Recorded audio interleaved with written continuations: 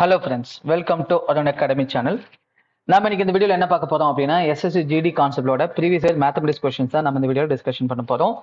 இதுக்கு முன்னாடியே வந்து பார்த்தீங்கன்னா ப்ரீவியஸ் வீடியோவில் 1, 2 and 3 சரிங்களா, இந்த செட்டில் இருக்கிற கொஸ்டின்ஸ் எல்லாமே நம்ம பார்த்துருப்போம்.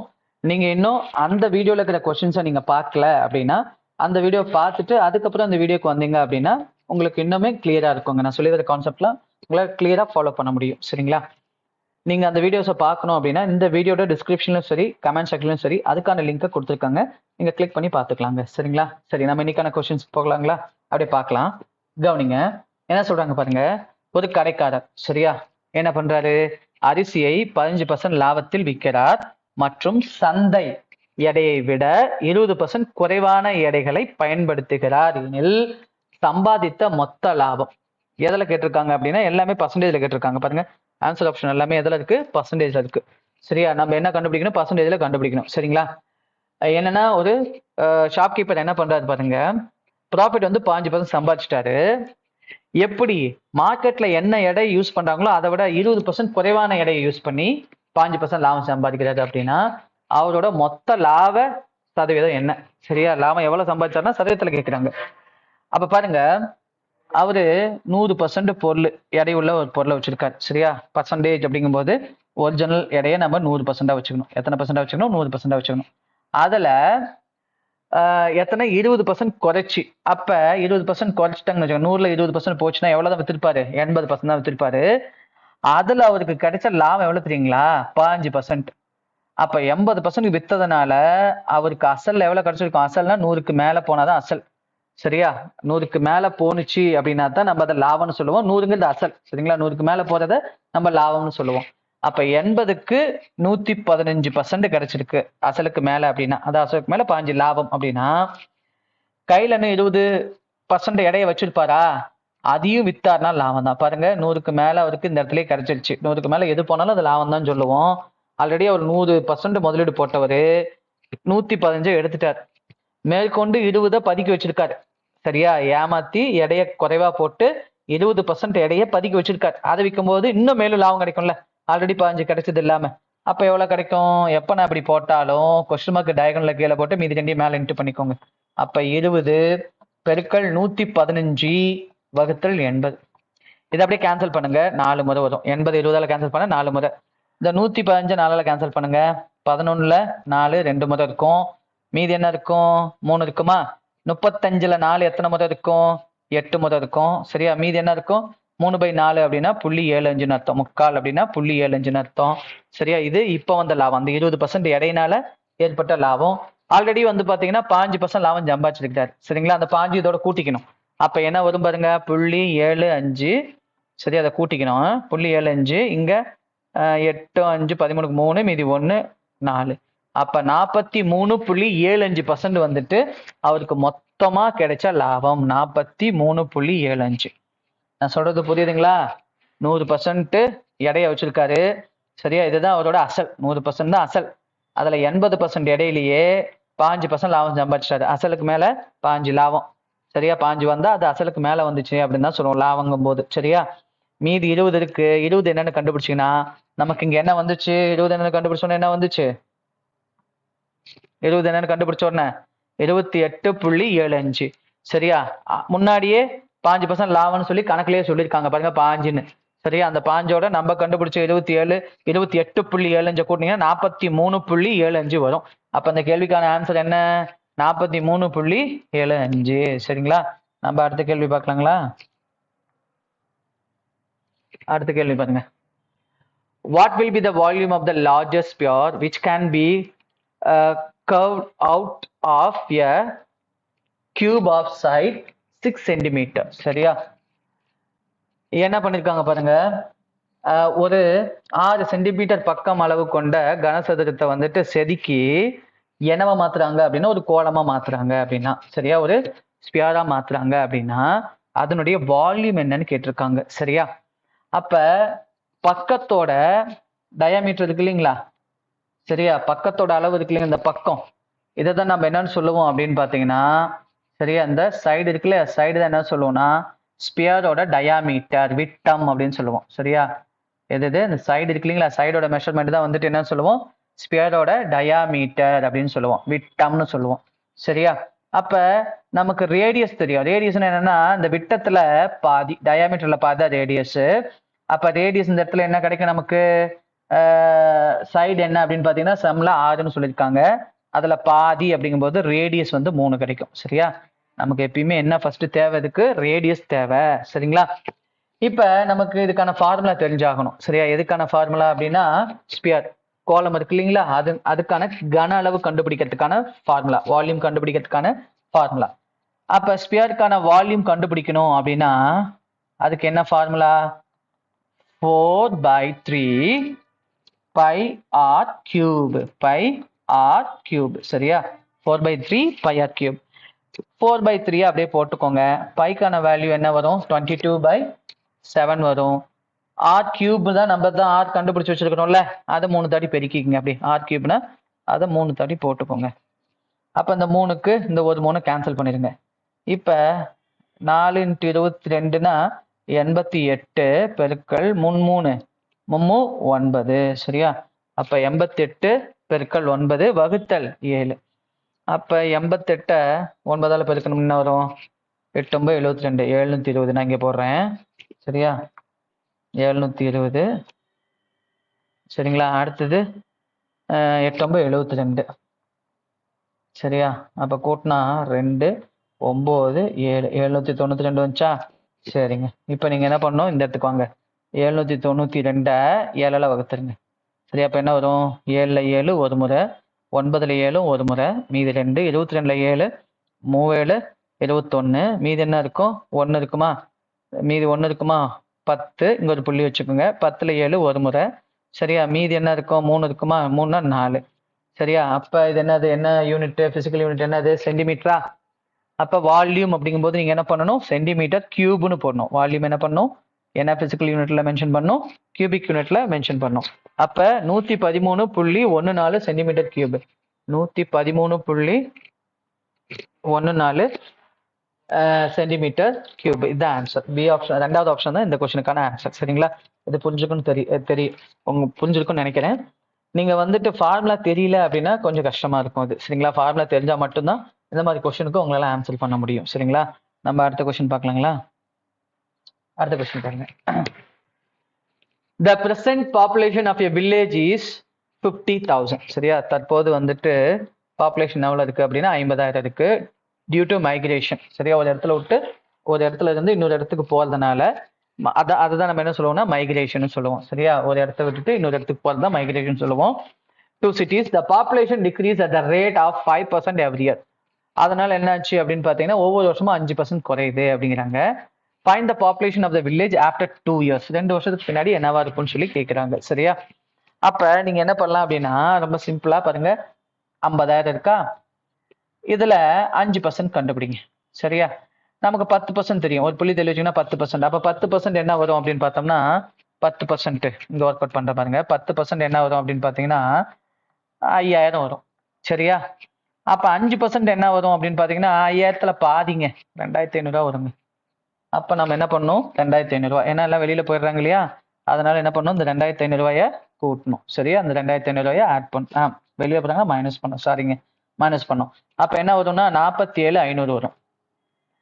திரும்பவும் 5% வெளியில போறாங்களா, வேற சிட்டிக்கு போயிடுறாங்களா, திரும்ப இந்த 47,500ல இருந்து நீங்க என்ன பண்ணணும் அப்படின்னா 5% கண்டுபிடிச்சு மைனஸ் பண்ணும். சரியா? எதுல? 47,500.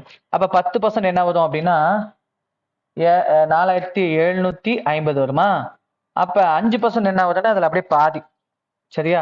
5% இதுல அப்படியே பாதி. 2 7ல 3 வருமா? 7 2ஆல் அடிச்சீங்கன்னா 3 முறை வருமா? மீதி 1. 15னா 7, மீதி 1 5. அப்ப திரும்பவும் எவ்வளவு பேர் குறையிறாங்க அப்படின்னு பாத்தீங்கன்னா திரும்ப எவ்வளவு பேர் குறையிறாங்க? 2,375 பேர் குறையிறாங்க. வேற எதுக்கு மைக்ரேட் ஆகுறாங்க. சரியா? அப்ப அதை கழிங்க. 5. சரி, அங்க 9 இருக்கும். 9ல 7 போச்சுன்னா 2. இங்க 4 இருக்கும். 4ல 3 போச்சுன்னா 1. சரியா? இங்க எவ்வளவு இருக்கும்? 7 இருக்கும். 7ல 2 போச்சுன்னா 5. இங்க 4. அப்ப இப்ப அந்த சிட்டிக்குள்ள எவ்வளவு பாப்புலேஷன் இருப்பாங்க அப்படின்னு பாத்தீங்கன்னா 45,125. அப்ப இந்த கொஸ்டினுக்கான ஆன்சர் என்னங்க? 45,125. இதை மாதிரி அப்படியே கண்டுபிடிச்சு மைனஸ் பண்ணிடுங்க. சரிங்களா? சரி, நம்ம அடுத்த கேள்வி பார்க்கலாங்களா? அடுத்த கேள்வி பாருங்க. If the rate of interest be 16% per annum for first year, 20% per annum for second year, and 15% per annum for third year, find the compound interest on rupees 15,000. சரியா? 5,000க்கு வந்துட்டு ஒரு வருஷத்துக்கு நமக்கு கூட்டு வட்டி கண்டுபிடிக்க சொல்லியிருக்காங்க. சரியா? என்ன வட்டி? கூட்டு வட்டி. சரிங்களா? மொதல் வருஷம் வந்து 16%. சரியா? அசல் பாருங்க, அசல் வந்துட்டு எவ்வளவு அப்படின்னா 15,000. சரியா? அந்த 15,000க்கு முதல் நம்ம என்ன பண்ணணும்? 16% கண்டுபிடிக்கணும். சரியா? அப்ப 10% என்ன வரும்? 1,500. ஒர்க் அவுட்லாம் நான் எப்படி போடுறேன், இந்தாண்ட போட்டுக்கலாம் ஒர்க் அவுட் பண்றதெல்லாம். சரியா? இப்ப 10% என்ன வரும் அப்படின்னா 1,500 வரும். ஒரு புள்ளி தள்ளி வச்சுருங்க.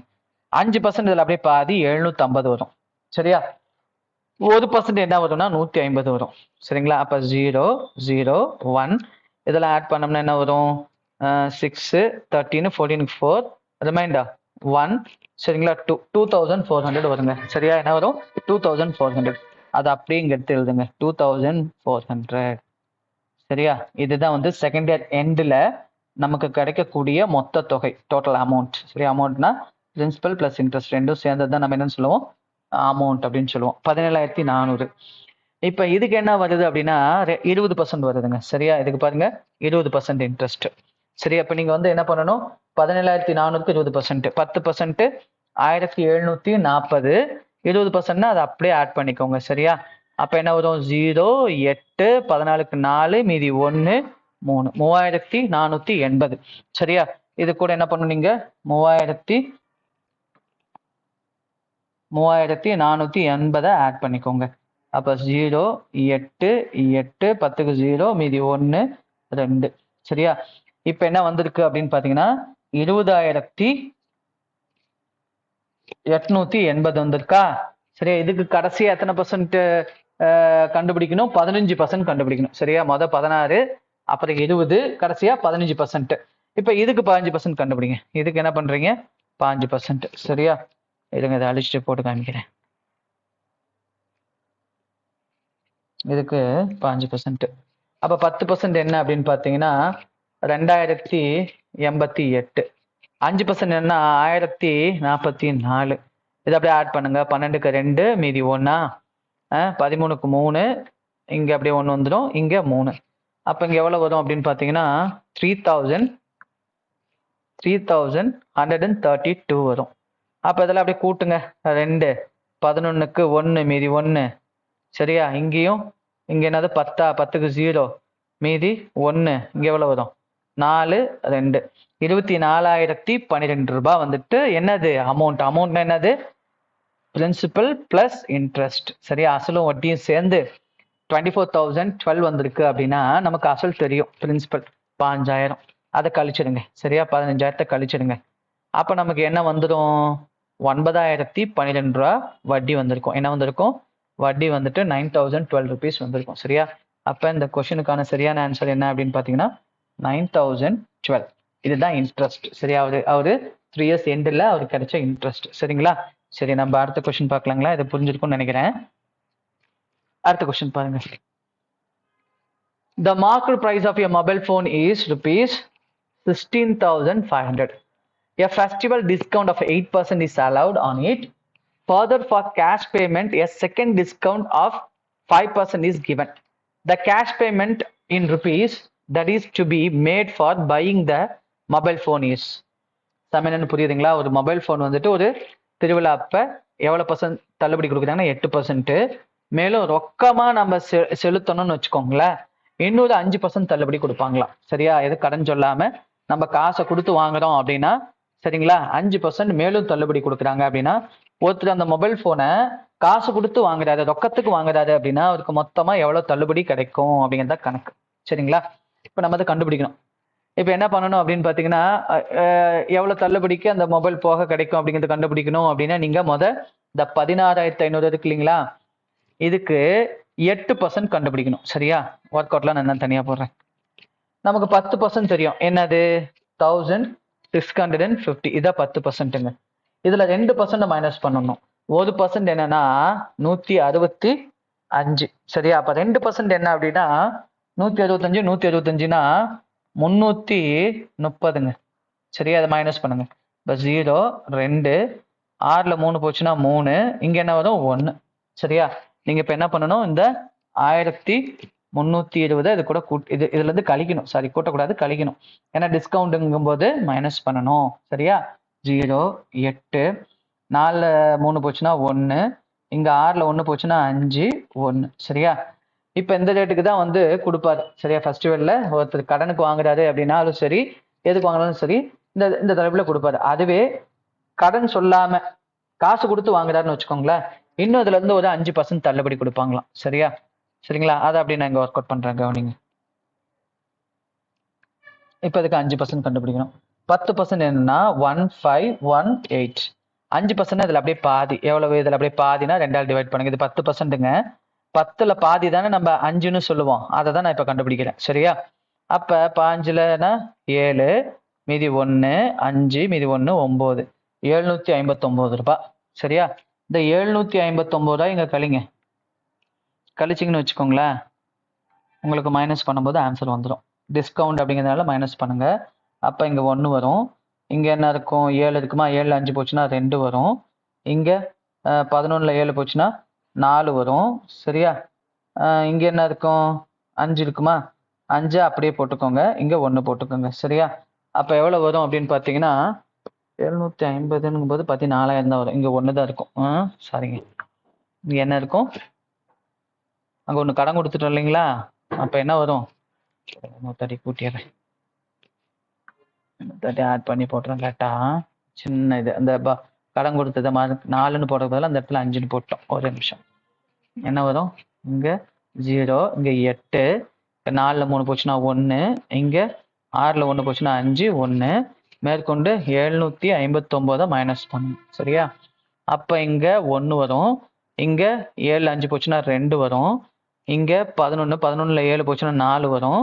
இங்கே ஒன்று கடன் கொடுத்துட்டோமா? அப்போ இங்கே 4, இங்கே 1. அப்போ 14,421. அப்போ 14,421 இருக்கா? இருக்கு. இந்த 4th ஆப்ஷன் இதுதான் இந்த கொஸ்டினுக்கான ஆன்சர், 14,421. அப்போ ஃபைனலாக அவர் எந்த ஒரு கடனும் வாங்காம கை காசை கொடுத்து ரொக்கமா வாங்குறாரு அப்படின்னா அவர் எவ்வளவு கொடுத்தா போதும்? 14,421 ரூபாய் கொடுத்தா போதும். சரிங்களா, சரிங்க. இது வரைக்கும் இந்த வீடியோல பார்த்த சம்ஸ் எல்லாமே உங்களுக்கு தெளிவா புரிஞ்சிருக்கும்னு நினைக்கிறேன். சரிங்களா, உங்களுக்கும் ரொம்ப யூஸ்ஃபுல்லா இருந்துச்சுன்னா மறக்காம இந்த வீடியோக்கு லைக் பண்ணுங்க.